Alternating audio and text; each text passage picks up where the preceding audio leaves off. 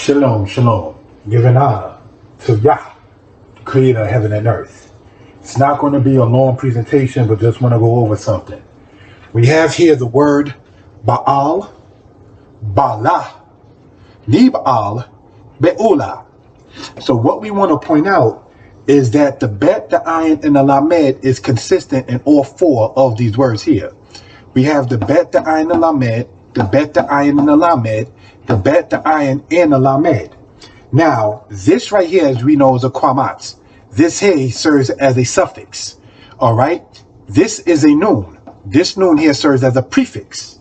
And we have an interjection here, if you could call it that, with the ayin and the prefix of the hey there.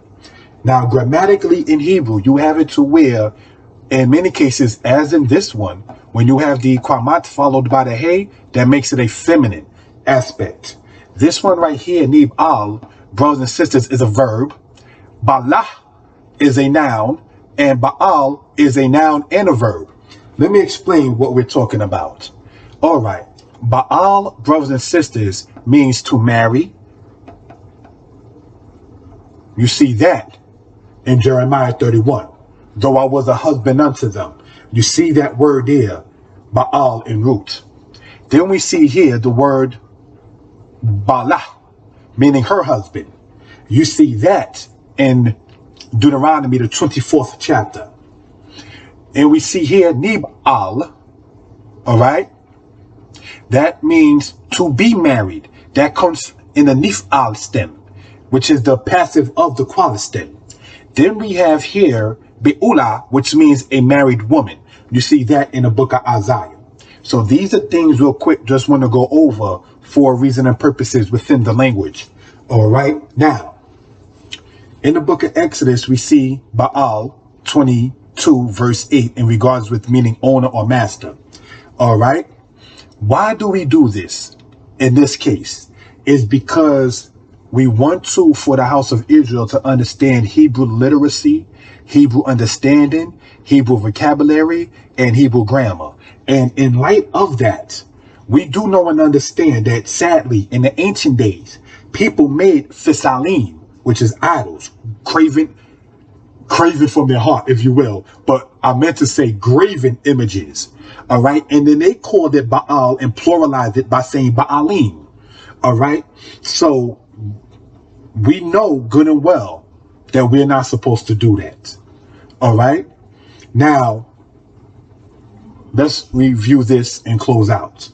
We have here again, Baal, which means lowercase l, Lord or master. See that in Exodus 22:8. Beulah, her husband. You see that in Deuteronomy 24. Nibal, meaning en route to be married. All right. You see that in Isaiah. Then you have beulah. You see that in Isaiah chapter 54, which means married woman. All right. So these are just things we want to point out in that particular regard. Many times Israel may think that Baal means idol. No. The word for idol, as pointed out in the other video, is the word pesel, from the root word pasal, which means to engrave, because they idolize those kind of things.